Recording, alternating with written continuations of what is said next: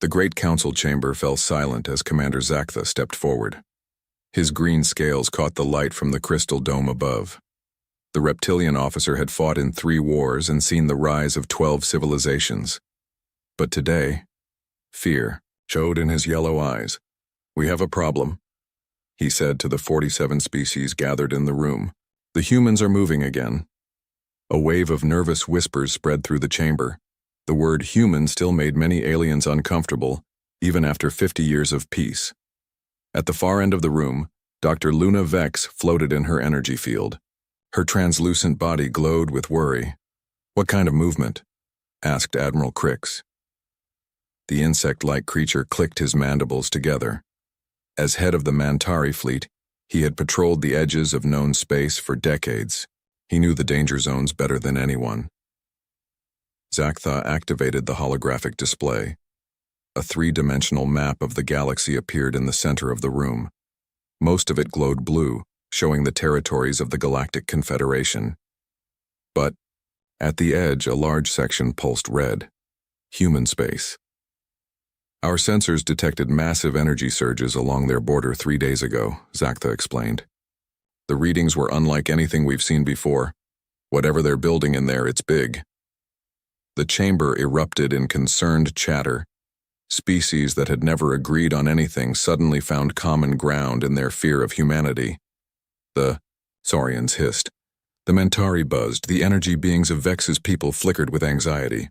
"Order, order," called the council speaker, a tall being covered in silver fur. "Dr. Vex, you've been studying human transmissions for 20 years. What do you make of this?" Dr. Vex drifted closer to the display. Her voice carried across the room like music, but her words were dark. "I've been monitoring their communications, their entertainment, their news. What I've learned should terrify us all." She touched the hologram, and it zoomed in on the red zone.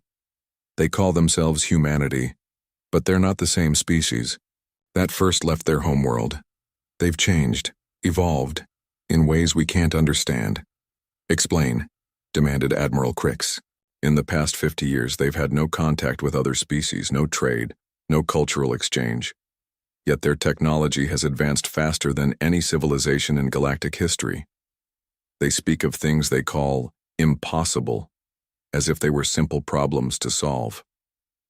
Dr. Vex manipulated the display, showing waves of energy flowing through human space.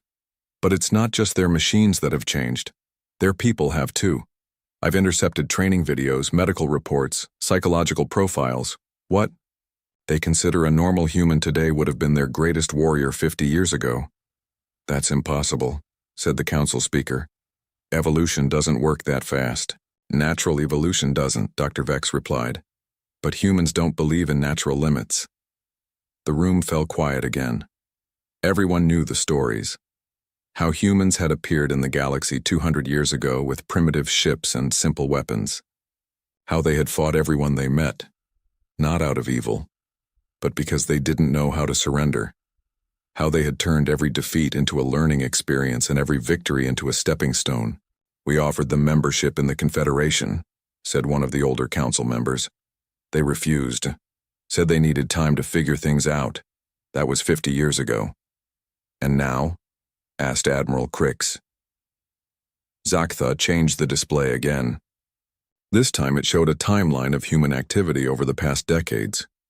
For the first 20 years, we detected normal signs of civilization, cities growing, ships moving between their worlds, standard development patterns. The timeline shifted. Then something changed. About 30 years ago, the patterns became different, more organized, more purposeful, as if their entire civilization was working toward a single goal. "What goal?" several voices asked at once. "We don't know," Zaktha admitted. "But whatever it is, they're close to finishing it. The energy signatures we detected 3 days ago suggest they're activating something. Something big enough to power an entire star system." Dr. Vex floated higher, her glow dimming with worry. "There's something else.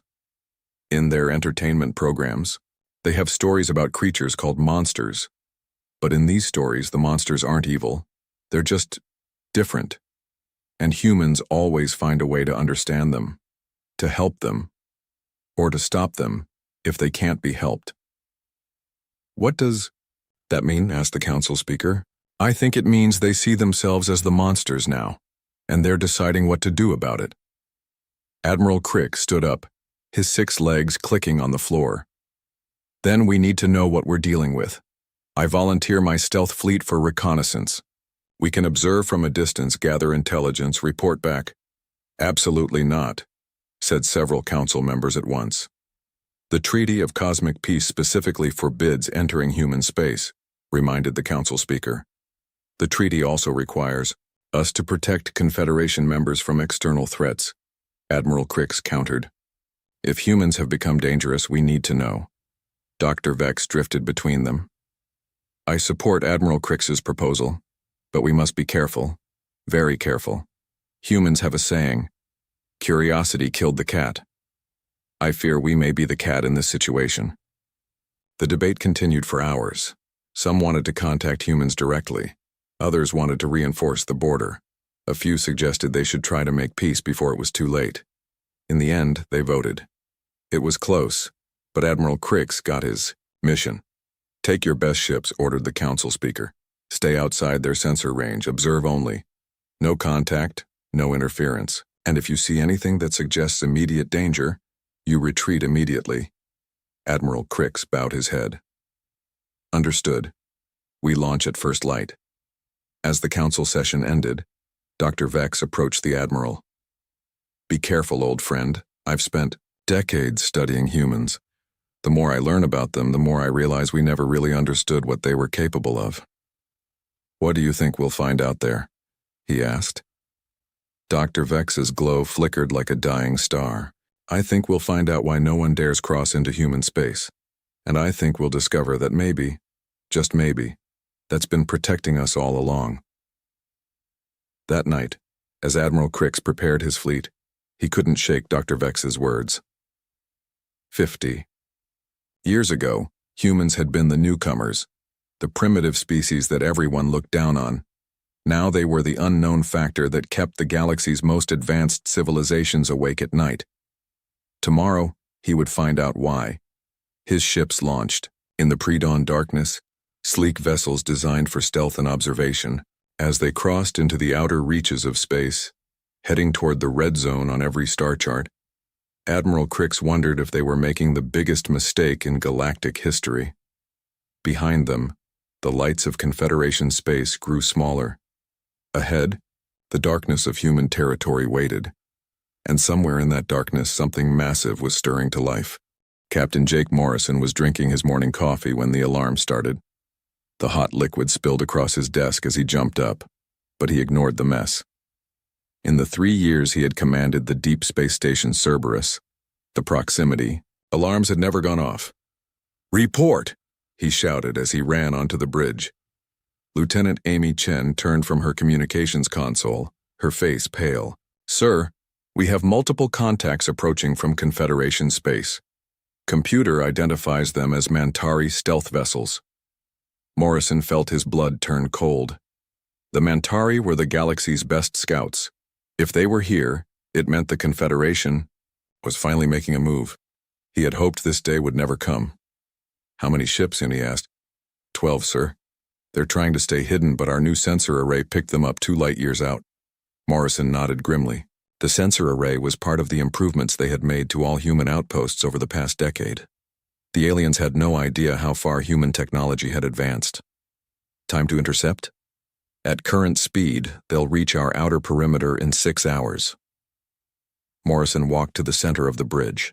Around him, his crew waited for orders. These weren't just any humans. Each person on Cerberus had been selected for this mission. They knew what might happen if aliens ever came looking. "Activate Protocol 7, Morrison said quietly. The bridge fell silent. Everyone knew what Protocol 7 meant. It was the procedure they hoped they would never have to use. Dr. Paul Martinez looked up from his psychology station. "Sir, are you sure? Once we activate Protocol 7, there's no going back. The decision was made 50 years ago, Doc. We're just following orders." Lieutenant Chen's hands flew over her controls. "Protocol 7 activated, sir. All human stations. are responding. The network is coming online. Morrison felt a familiar weight settle on his shoulders. For 3 years, he had been the guardian of humanity's greatest secret. Today, he would have to reveal part of it. Chen, open a channel to the approaching vessels. Use their language. Channel open, sir. Morrison took a deep breath. Mantari, vessels, this is Captain Jake Morrison of the Human Space Force. You are entering restricted territory. Turn back now. The response came quickly. A clicking, buzzing voice filled the bridge. Human vessel, this is Admiral Crix of the Confederation Fleet. We come in peace. We wish only to observe. Morrison almost smiled. The aliens thought they were being clever. They had no idea that humans had been monitoring Confederation communications for decades. They knew about the council meeting. They knew about Dr. Vex's research. They knew exactly why the aliens were here. Admiral Crix, Morrison replied, you are not welcome here. Turn back now, or face the consequences. Chief Petty Officer Lisa Kane stepped forward. Morrison had requested her transfer to Cerberus specifically for her background. Before joining the Space Force, she had been part of something the aliens would never understand. Sir, she said quietly, should I prep the demonstration? Morrison nodded. Do it. Kane moved to her station and began entering. Commands. Around the bridge, displays lit up showing the positions of every human outpost, ship, and installation within 100 light-years. The aliens were about to get their first real look at what human space had become. On the Mantari flagship, Admiral Crick studied the energy readings his sensors were detecting. When the human had activated something called Protocol 7, massive power sources had begun coming online throughout human territory. Science officer, he called. What are those? Energy signatures? The response worried him. Admiral, I'm reading power levels that should be impossible. These aren't just defensive installations, there's something else entirely. Weapons? Crix asked. I don't know, sir. The energy patterns don't match anything in our database. On Cerberus, Dr. Martinez was running psychological profiles on the alien fleet. His job was to understand how different species thought, how they reacted to stress, and how they made decisions under pressure. Captain, he said, based on Mantari psychology, they're probably confused right now. Their stealth technology isn't working, and they're detecting energy sources they can't identify. They'll try to gather more information before deciding whether to advance or retreat. Morrison nodded. How long do we give them? Mantari are cautious by nature. They'll want to report back to their superiors before taking any major action. I'd say we have maybe an hour before they make their move. Lieutenant Chen looked up from her station. Sir, I'm detecting communication bursts from their flagship. They're sending reports back to Confederation space. Let them, Morrison said. In fact, make sure they get a clear signal. The bridge crew looked surprised, but they followed orders. If the aliens wanted to tell their leaders what they were seeing, that was fine. It was all part of the plan. On the Mantari ship, Admiral Crix was becoming more nervous by the minute. His science officer had just reported something that should have been impossible. Admiral, the human installations aren't just defensive. They're integrated. The entire human territory appears to be connected by some kind of network. When one station activates, they all respond. What does that mean? Crix asked. It means human space isn't just defended by individual outposts. The entire region has been turned into a single, massive system. Crix felt his confidence wavering. The Confederation had sent him to observe a primitive species that had isolated itself from galactic civilization. Instead, he was looking at technology that made his advanced stealth ships seem like children's toys. Admiral, his communications officer called. We're receiving another transmission from the human station. Morrison's voice filled the Mantari bridge again. Admiral Crix, you have 5 minutes to begin your withdrawal. After that, we will consider your presence an act of aggression. Crix wanted to respond, but his science officer interrupted with more disturbing news. Sir, I'm reading massive power buildups throughout human space. Whatever they're doing, it's big. Really big. How big? Admiral, if these readings are correct, they have enough power online to to affect the fabric of space itself. The implications hit Crix like a physical blow. The humans weren't just defending their territory. They had turned their entire region of space into something unprecedented. "Admiral," came Morrison's final transmission. "Your time is up. You wanted to see what we've become. Congratulations, you're about to get your wish." The human station suddenly went dark.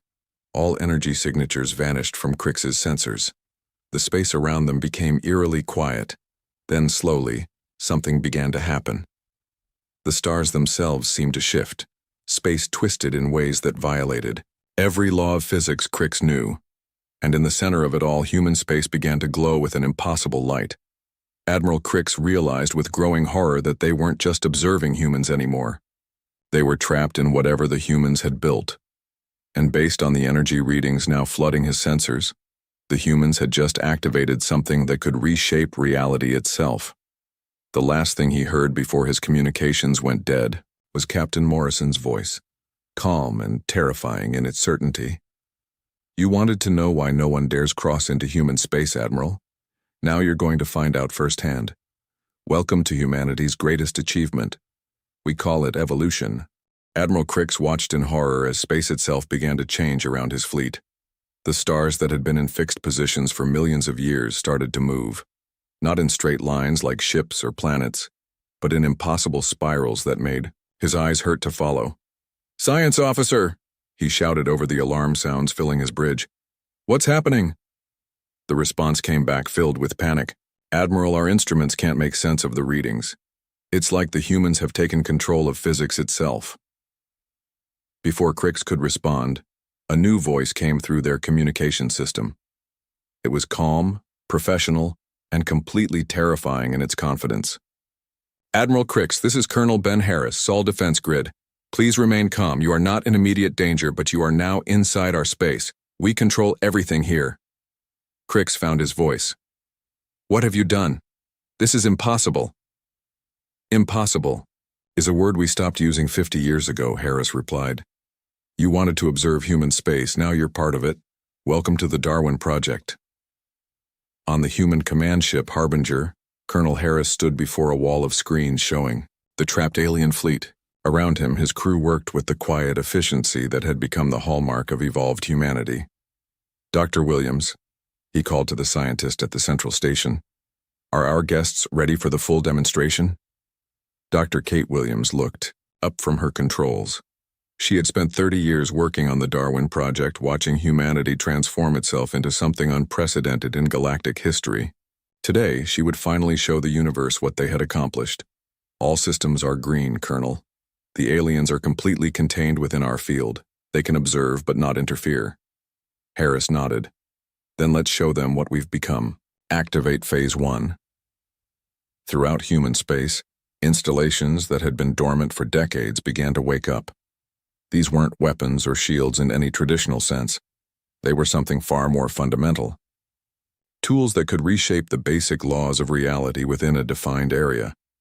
On his trapped ship, Admiral Crix watched as human vessels began to appear around his fleet.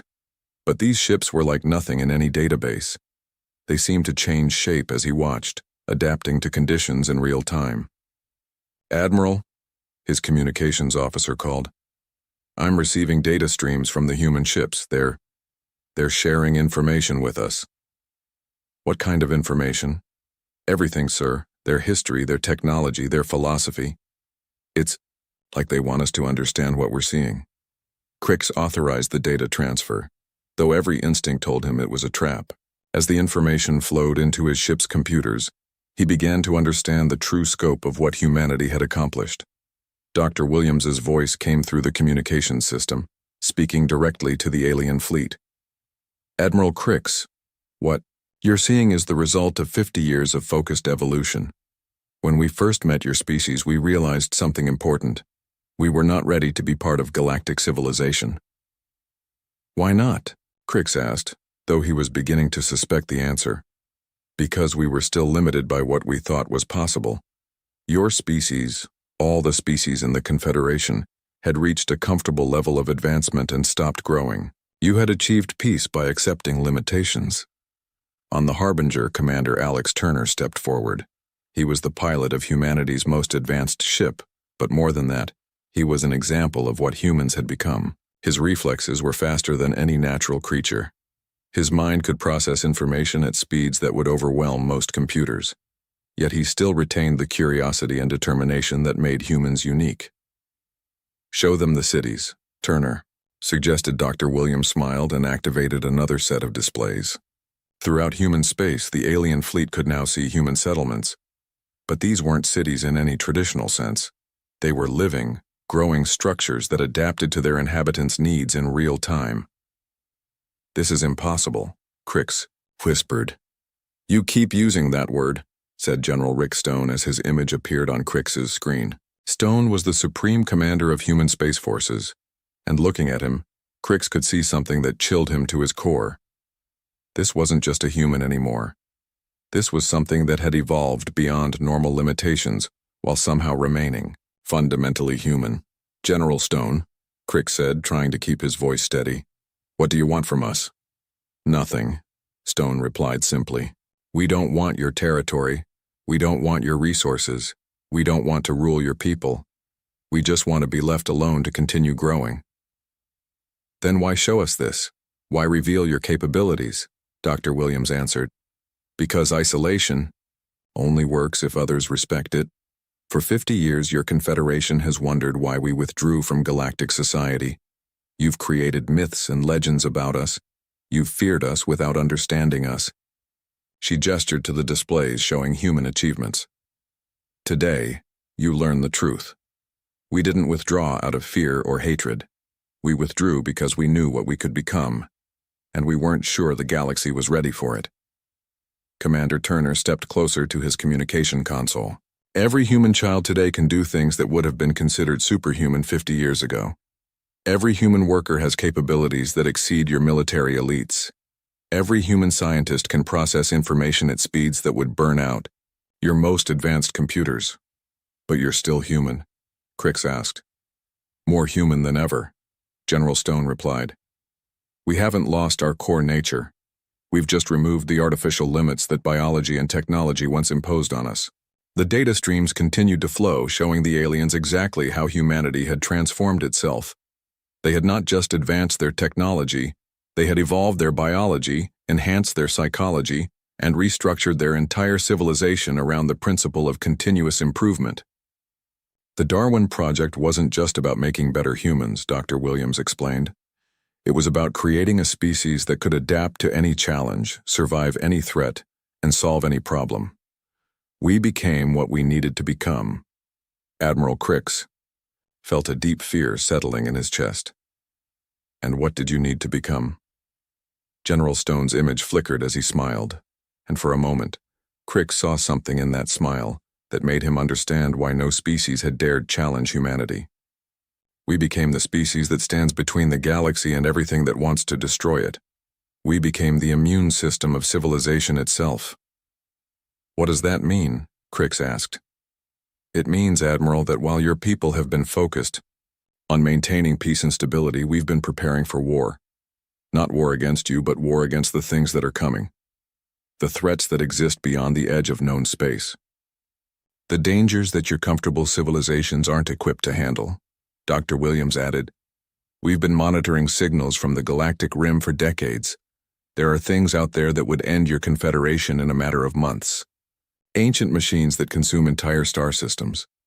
Hostile intelligences that view all biological life as a disease to be cured."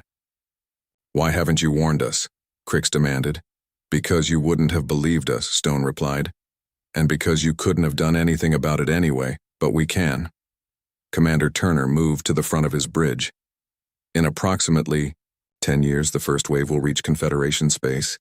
When it does, you'll understand why we needed to become what we are. You'll understand why we've spent 50 years turning ourselves into something capable of fighting the impossible." The displays around Admiral Crix's ship suddenly changed, showing vast, dark shapes moving through space beyond the galactic rim, things that blotted out stars and consumed everything in their path. "This is what's coming," General Stone said quietly. "This is why no one dares cross into human space, not because we're hostile, but because we're the only thing standing between." the galaxy in total extinction. The transmission ended, leaving Admiral Creeks and his fleet alone with the horrifying truth. Humanity hadn't withdrawn from galactic civilization out of fear or aggression. They had withdrawn to become the galaxy's last line of defense against threats that no one else even knew existed. Admiral Crick stared at the dark shapes on his screen for a long time before finding his voice. "How long have you known about these things?" 37 years, came the reply from Dr. Sam Roberts, who appeared on the communication screen. Unlike the military officers, Roberts looked like what the aliens expected a human to look like. Older, calmer, wearing simple clothes. But when he spoke, his words carried the weight of someone who had spent decades thinking about impossible problems. "We detected the first signals when we were upgrading our deep space sensors," Roberts continued. "At first, we thought they were natural phenomena. Pulsars maybe, or some kind of stellar collapse. Then we realized the patterns were too organized, too purposeful." Captain Nina Foster stepped into view beside Roberts. She commanded the human ship Nemesis, one of the vessels that had appeared around the alien fleet. Like all the humans they had seen, she moved with a confidence that seemed unnatural to alien eyes. "Dr. Roberts," she said, "should we show them the recordings?" Roberts nodded. "They need to understand what we're dealing with." The screens around Admiral Crick's ship filled with images from deep space. At first they showed normal star fields, then slowly the stars began to disappear. Not exploding or collapsing, just gone, as if something was consuming them one by one. "This is the Helix arm, about 15,000 light-years from here," Roberts explained. "Over the past 30 years, we've watched 17 star systems just vanish. Complete consumption, no debris, no energy signature, nothing." Crix felt his scales crawl. "What could do that?" "We call them devourers," Foster replied. "We don't know what they are exactly. Machines, maybe?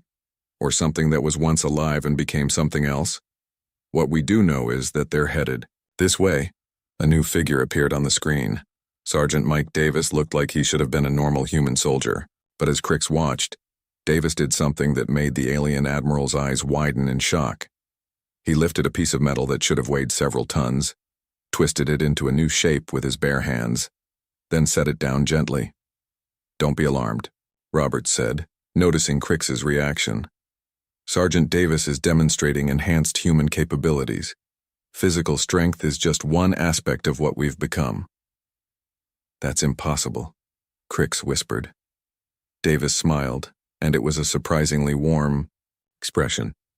"Admiral, with respect, we stopped believing in impossible a long time ago. When you're facing the end of everything you care about, you find ways to become whatever you need to be." Dr. Carol Jensen stepped forward, her hands glowing with some kind of energy field. "Admiral Crix, may I explain what you're seeing? I'm a bioengineer. I helped design the modifications that make our current capabilities possible." Crix nodded, though he wasn't sure he wanted to hear the answer. 50 years ago, humans were limited by biology," Jensen began. "We could only process so much information, move so fast, lift so much weight. We had maximum lifespans, maximum learning capacity, maximum everything." She gestured to the humans around her. "We removed those maximums, not by replacing our humanity, but by enhancing it. Every human today has the processing power of your most advanced computers, the physical capabilities of your strongest warriors, and the lifespan to actually use these gifts." "But you're still human?" Crix asked. Dr. Roberts stepped forward, again. "That's the important part, Admiral. We didn't lose our humanity in becoming more than human. We became more human than ever." To demonstrate, Roberts pulled up recordings of human society. Crix expected to see military installations and weapons factories. Instead, he saw children playing games that required impossible coordination, artists creating works that seemed to bend reality, families gathering for meals that lasted for hours of complex conversation. "We still love," Roberts said simply. "We still dream. We still make mistakes and learn from them. We still care about each other and about life itself. We just do all of it on a scale that would have been unimaginable to our ancestors, Captain." Foster activated another display. Admiral, would you like to see what human space really looks like? Not the defensive installations, but the places where we actually live. The screen showed a human city, but it was unlike anything in Crix's experience. Buildings that changed shape based on the needs of their inhabitants. Parks where the plants and animals had been enhanced to create living art. Transportation systems that moved people through three-dimensional space as easily as walking. This is beautiful, Crix admitted. It's also completely functional, Foster replied. Every citizen in that city could, if necessary, become a soldier capable of fighting threats that would destroy your most advanced military units. Every child has the education equivalent of your greatest scholars. Every worker has the creativity of your finest artists. Sergeant Davis added, but more than that, Admiral, every human has something your people seem to have lost. We still believe we can get better. We still think tomorrow can be better than today. Dr. Jensen nodded. That's what we call the human condition. It's not just our biology or our technology. It's our refusal to accept that anything is impossible. It's our belief that there's always a way forward, always a solution, always hope. Even facing these devourers?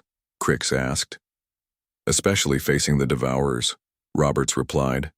Your confederation has achieved peace by avoiding conflict. You've created stability by accepting limitations. When you encounter a problem you can't solve, you work around it or ignore it. And humans? Crix already knew the answer, but he had to ask. We solve it, Foster said simply. No matter how long it takes, no matter what we have to become, no matter what we have to sacrifice, we find a way. The display changed again, showing human research facilities working on projects that seemed to bend the laws of physics. Scientists who could think at impossible speeds. Engineers who could build machines that operated on principles Crix didn't understand.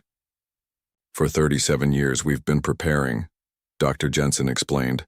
Not just building weapons or ships, but becoming the kind of species that can face the impossible and win. What if you're wrong? Crix asked. What if these devourers are too powerful even for you? The humans on the screen exchanged glances, and for a moment, Crix saw something in their expressions that chilled him. Not fear, but absolute determination. Then we'll become something even more than we are now. Sergeant Davis said quietly. We'll evolve again. We'll adapt.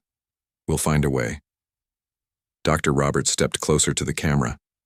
Admiral, that's what your people don't understand about us. You see our power and think we're dangerous. You're right, we are dangerous, but we're dangerous to the things that threaten life, not to life itself. How can we be sure? Crix asked. Captain Foster smiled, and it was the same warm expression they had seen from Davis. Because in 50 years of incredible power, we've never once used it against another species. We've never expanded beyond our agreed borders. We've never demanded tribute or submission from anyone.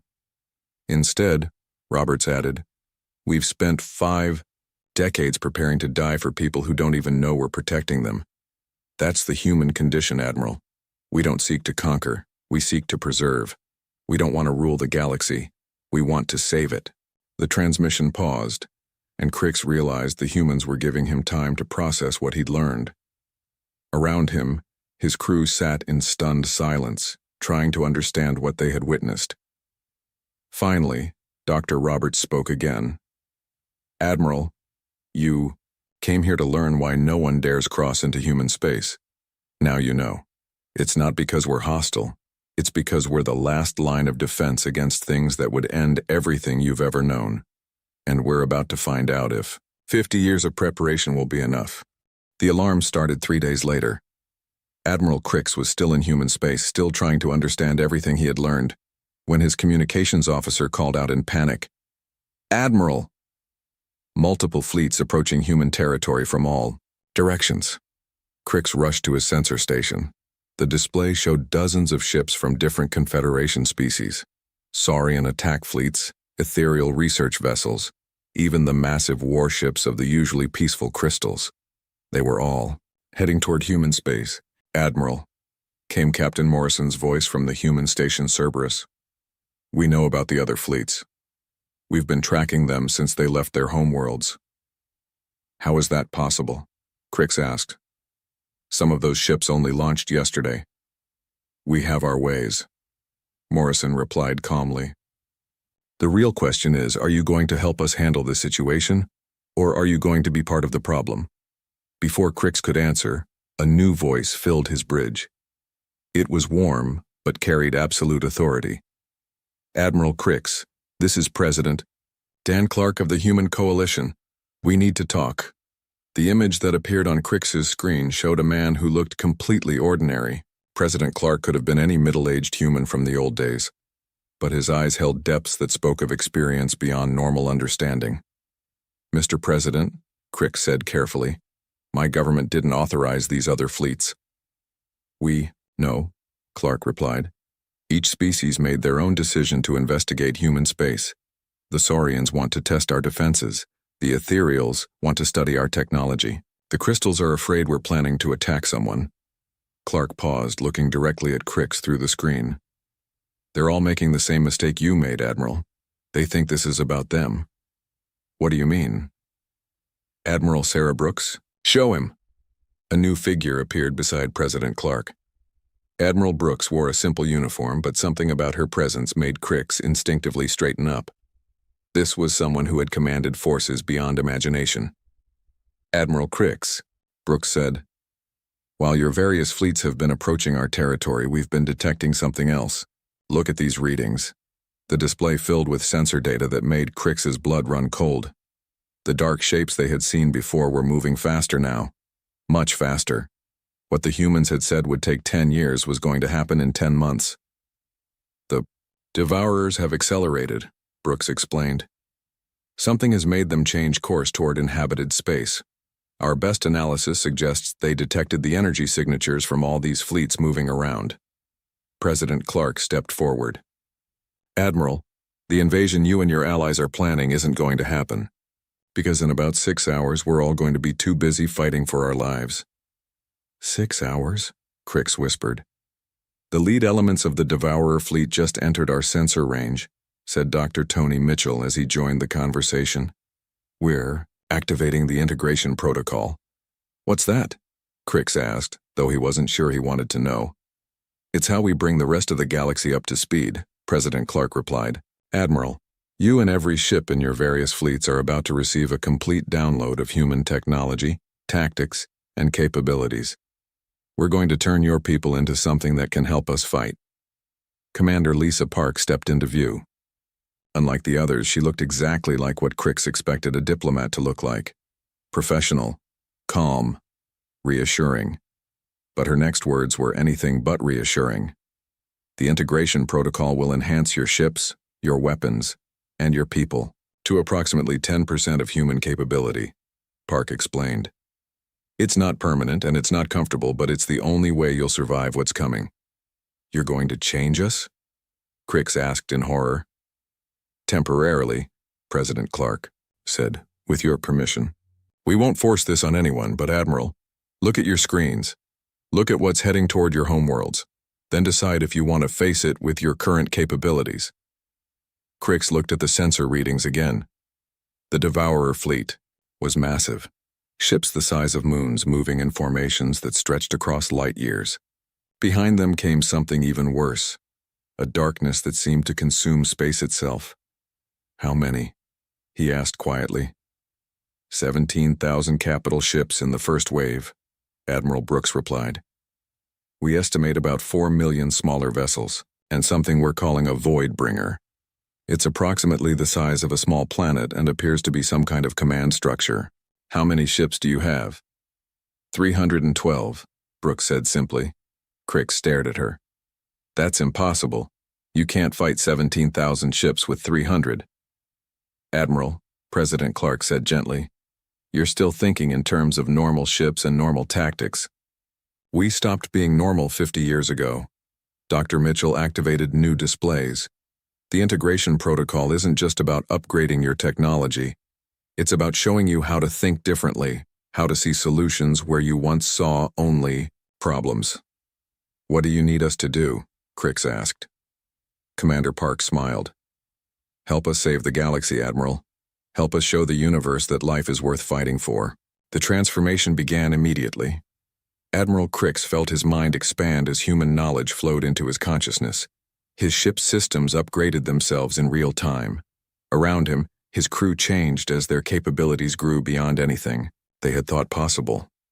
But more than that, Crix began to understand. He saw how humans thought, how they approached problems, how they refused to accept defeat.